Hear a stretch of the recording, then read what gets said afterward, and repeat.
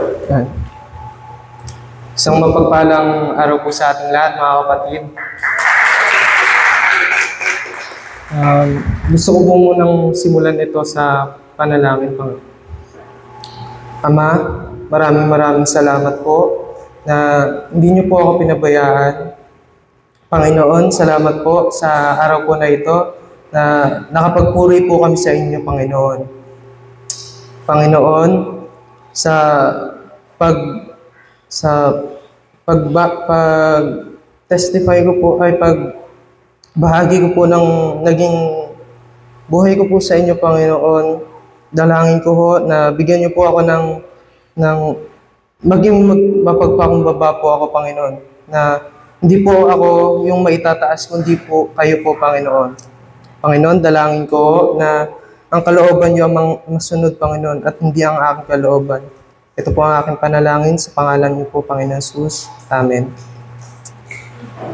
Bago ko po ito isulat, ako po nanonood po ako ng mga message po ng ilang youth about how God is preparing them for ministry. Kasi ayun nga po, ngayon lang po ako nakatayo and nahihiya pa rin po ako kasi po parang yun po, introvert po kasi ako. Hindi ko po alam paano to sisimulan, paano po ito, or baka hindi po to kalooban ng Panginoon, pero ito naman po na ginabayan po ko ng Panginoon. And then suddenly po, habang nag-scroll po ako sa YouTube po ng TLCC, nakita ko po yung mga old videos po ng fellowship po ng TLCC dati. Ito po, and na-amaze po ako kasi nakita ko po na grabe po kumilos yung Panginoon sa bawat member po ng TLCC. Nakita ko po sa video na ilan po sa mga kapatid po nagmi-mission po, nagpapakain po ng ilang bata. Alam ko po na ako po ay bago pa lamang po dito. Pero nagagalak po ako dahil sinamahan niyo po kayo sa loob po ng 40 years. Patuloy po kayo naglilingkod ng tapat, tumutulong po sa mga nangangailangan at inaabot pa po yung mga ilang tao na hindi pa po nakakakilala sa Panginoon. At totoo nga po yung naririnig ko po sa bawat preaching, bawat sharing time na totoo nga po pala na talagang sinamahan niya po kayo sa loob po ng 40 years na God is faithful and He is always faithful. Sa totoo lang po, hindi ko po alam kung ano po yung ministry na inihahanda po sa akin ng Panginoon. And in back of my mind, parang paano ko ba iaalay yung sarili ko sa Panginoon? And hipokrito ba ako? Talaga bang sumasampalataya ako sa Panginoon? Bakit nag-aalala pa din ako? But God is always reminding me na hindi ko kontrolado ang lahat. Na hindi ko magagawa sa sarili kong lakas, sa sarili kong isip, sa sarili kong kalooban, kundi sa kung ano yung gusto lamang ibigay ng Panginoon, i-provide ng Panginoon. Lagi ko po itong dinadalangin sa Panginoon. Kaya nga po, natutuwa ako nung napanood ko po ang old videos ng TLCC kasi karamihan po sa kanila noon is mga nasa young age pa po. And ngayon po nakikita ko po sila ngayon dito sa church na mga professionals na po and gumagampan na po ng kanilang ministry. Kaya ako po ay natutuwa at na-inspire po.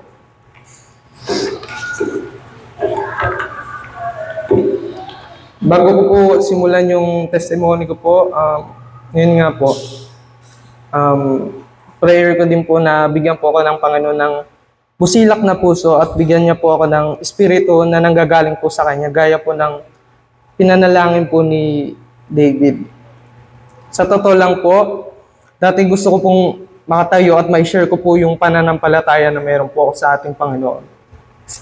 Ngunit, dalangin ko po na, yun nga po, hindi po ang sarili ko mataas, kundi ang Panginoon. Mula elementary hanggang junior high school ay biktima po ako ng bullying. Ako po ay laging nabubuli sa school dahil po sa aking katawan. Nung nasa grade 1 po ako, napaaway po ako sa isang kaklase. Napatawag po si mama at meron pong tumatak po sa isip ko na huwag kang gumante. Dinala ko po yun mula hanggang ngayon. Pero kahit ganoon sa isip ko, ay nakakaisip pa rin po ako ng mga bagay na hindi tama, na hindi kalooban ng Panginoon. Sa buhay ko po noon, may nasasabi po akong nung hindi pa po ako nakakakilala sa Panginoon, palamura ako, may parang nakakasagot ako sa mga magulang ko ng hindi tama. Exposed din po ako sa mga maling larawan na hindi po tama sa Panginoon. Lagi ko po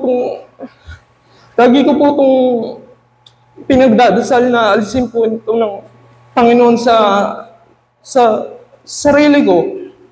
Pero ito po ngayon, lagi niya po akong ginagabayan na di niya po ako pinabayaan. Kahit na gano'n,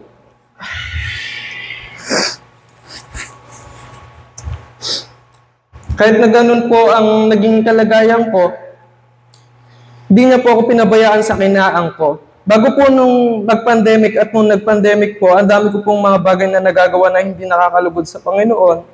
At akala ko po, ayos lang po yun. But God corner me. Hindi ako pinabayaan ng Panginoon na sa mga bagay po na yun, binigyan niya po ako ng mga pagsubok at na magdadala po sa akin upang humingi ng kapatawaran at awa sa Kanya araw-araw. Sa totoo lamang po, hindi po ako karapat-dapat sa Kanya. Ngunit ako po ay Kanyang niligtas mula sa kadena ng kasalanan. During pandemic po, yun nga po, lahat po sa atin ay online lamang po. And then habang nag-scroll po ako sa Facebook, may nakita po ako na live Sunday service din po na nag-share po ng gospel, nag-preach po. And habang sa patuloy na pagpapanood ko po na yun, parang napapansin ko po na lagi po sumasakto yung sitwasyon ko po sa kung ano po yung message po na ipinaparating po ng pastor. And yun po, and napadalas na nga po yung pagpapanood ko po na yun na lagi ko pong pinapanood, na parang natuto na rin po ako paano mag-pray sa Panginoon, and nasundan na po yun ng paano po ba magbasa ng Biblia, paano din, and pinapanalangin ko rin po na sana, Panginoon, na nung nakakilala na po ako sa Panginoon na sana balang araw, Panginoon, makakilala din po ako ng mga kapatid sa pananampalataya na may the same experiences po na kung paano po nakakilala sa Panginoon. And yun po, and bali nung 2022 na po, and ayun po, pinag-pray ko po sa Panginoon na sana may ma-attendan din akong church dito sa Orion. And di ko po kasi alam nun paano po magsimula. And habang nag-search po ako sa Facebook ng pwedeng mapag-attendan ng church na yun po, Christian Church, nakita ko po yung Light of Light Christian Church. And nag-chat po ako sa kanila na if pwede po, umattend po ako, and they respond na pwede po akong umattend. May kaba, takot, at puno ako ng hiya. But they respond na pwede po akong umattend. Bago po ako pumunta sa mismong LLCC, Kalangusan, nagpunta po ako muna sa Catholic Church po. And nag-pray po ako sa Panginoon. Panginoon, kung ito po ang kalooban nyo, nawa ang kalooban nyo po ang masunod. At sana po, mayroon pong lumabas kahit isang tao lang po, na pwede ko po pagtanungan. And nung first akong tumingin sa labas ng church po sa LLCC, bali parang wala po akong nakita, and parang sa isip ko po, parang ito ba yung will ng Panginoon? And parang baka hindi ito will ng Panginoon, and parang nawalan po ako ng pag-asa noon. Nung umalis po ako ay parang nagbike lang muna po ako saglit, and nung sa second time po na yon, nakita ko po may lumabas po na babae, and nagtanong po ako, pwede po bang umattend? Yun po, wala pong alinlangan na pinapasok po ako, na pwede, pinakilala po ako sa mga kapatid din po doon. And pangalan po niya, kung kilala niyo po, si Lola Cecil Sotelo, kung nakakapag-church din daw po siya dito. Yun po. Sa pananampalataya ko po, na ginaid din po ako at minaramdam din po nila na binumpo ako sa kanila. Kasi gano'n naman po talaga na ayun po, bawat mananampalataya, nagkakaisa, nagmamahalan, nagtutulungan. Ayun po, ginaid din po ako sa pananampalataya ko, pananampalataya na kung paano po magbasa ng Biblia, paano mag-pray. Nakasama ko rin po sila Pastor Rodel, sila Brother Ernie, na kapiling na po ng Panginoon, at marami pa pong iba. And nung naka-attend na po ako dito sa Truth and Life Christian Church, di po ako pinabayaan ng Panginoon. Kahit na ako po ay bago pa lamang po dito, marami pong mga kapatid na tumulong at nag-welcome din po sa akin dito. Nagpapasalamat po ako sa inyo. Kasi kahit na ako lang po mag-isa,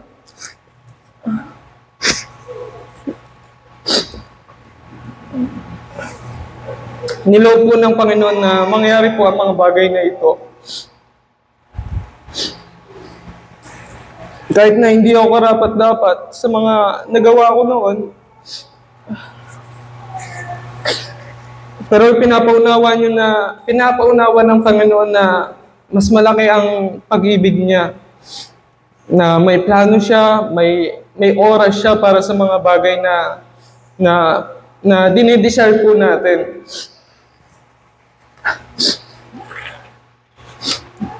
Gusto ko po sanang sabihin sa inyo na maraming salamat po sa inyo. Nawa, ang Panginoon na po ang bahalang magpala sa inyo. Ito po yung dating idinadalangin ko lang po, pero ngayon, nakikita po natin kung gaano po katapat, kabuti, kadakila ang ating Panginoon. And to conclude this testimony, kung sasagutin ko po ang tanong na paano nga ba ako pinirepara ng Panginoon? Ayan po. By learning from the life of true believers of Christ. Kaya isang bagong utos ang binibigay ko sa inyo. Sabi ng Panginoon, magmahalan kayo. Kung paano ko kayo minahal, ganun din dapat ang pagmamahal niyo sa isa't isa. Kung nagmamahalan kayo, malalaman ng lahat ng tao na mga tagasunod ko kayo. And yun po, bali sa mga naging experiences ko po dito and doon po sa LLCC, and yun nga po, nakita ko po na kung gaano po ka-amazing yung Panginoon sa bawat mananampalataya, na nagtutulong-tulong, nagmamahalan, na kahit ganoon, hindi po pinapabayaan ng Panginoon, na kahit mayroong mga bagong mananampalataya,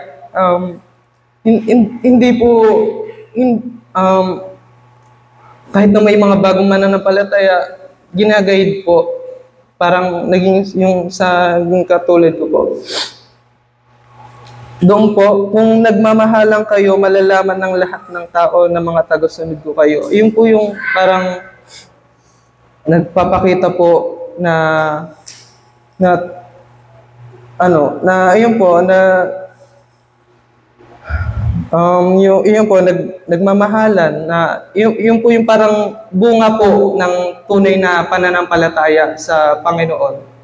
Na kung tunay po tayo nananampalataya, magbubunga po ito, gaya po ng nakasulat po sa Galatian na fruit of the Spirit. Ayun po, habang ako po ay bago pa lamang sa pananampalataya, nagpapasalamat po ako sa Panginoon. Ayun po, na kung paano po nagkakaisa at nagmamahalan, kung paano binago at namuhay para sa Panginoon, at so kung paano naging tapat ang Diyos. At sa number 2 naman po, sa point 2 po, by God allowing challenges, hardship, and trials as blessing in disguise, and to fulfill His greater purpose. Sabi sa Roma 8:28, alam natin na sa lahat ng bagay, gumagawa ang Diyos para sa ikakabuti ng mga umiibig sa Kanya, na Kanyang tinawag ayon sa Kanyang lilayunin. Natutunan ko din po na sa lahat po ng problema na binibigay po ng Panginoon sa mga pagsubok na inaalaw niya po, parang inaalaw po ng Panginoon yun para iparanas sa atin kung gaano tayo, kung na kailangan natin mag-submit sa Panginoon. Na wala tayong magagawa kung sa sarili lamang natin. Hindi man po natin alam ang lahat, ngunit sa bandang huli, sa itinakda niyang oras at plano, maunawaan po natin na ginawa po pala ng Diyos, yun hindi po para sa ating kasamaan, kung hindi para sa ikakabuti po natin at para tuparin po ang mga pangako niya. At natutunan ko din po na, ayun nga po, wala po tayong magagawa kung wala po siya. Di po natin mapapagtagumpayan ang mga bagay kung wala ang kanyang gabay. Yun nga po, sa naging buhay ko po, lagi po akong nadadapa sa kasalanan na hindi naman po tama, sa mga bagay na hindi po nakakalugod sa Panginoon. Na ayun po, patuloy niya po akong binago sa mga maling bagay, mga salita na nanggagaling sa bibig ko, sa puso ko, sa isip. Patuloy niya po ang binabago. Ganon din naman po sa ating lahat bilang mananampalataya. Parang nagsimula po ito sa ating mga kainaan na patuloy na binabago po ng Panginoon. Ayun po. Natutunan ko din po na wala tayong magagawa kung wala po siya. Ayun nga po. Di po natin mapapagtagumpayan ang mga bagay kung wala ang kanyang gabay, ang kanyang awa, at ang kanyang walang humpay na pagmamahal. Sa pagtatapos po, gusto ko lamang po tapusin po ito sa verse mula sa Psalms. Sa Salmo. Panginoon, hindi kami ang dapat na parangalan, kundi kayo dahil sa inyong pag-ibig at katapatan. Yun po. Maraming salamat po sa inyo. Sa lahat, sa Panginoon. At sa life question po. Ano ang kamanghamanghang mga bagay ang ginawa sa inyo ng Panginoon sa kabila ng mga kapagsubukan? Yun po. Maraming salamat po. Thank you po.